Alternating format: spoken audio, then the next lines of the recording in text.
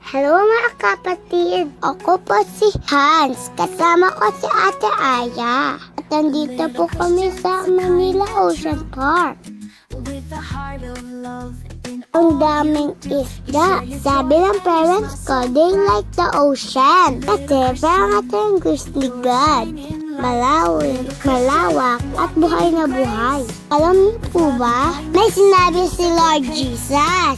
Sabi niya sa Bible, follow me and I will make you fishes of men.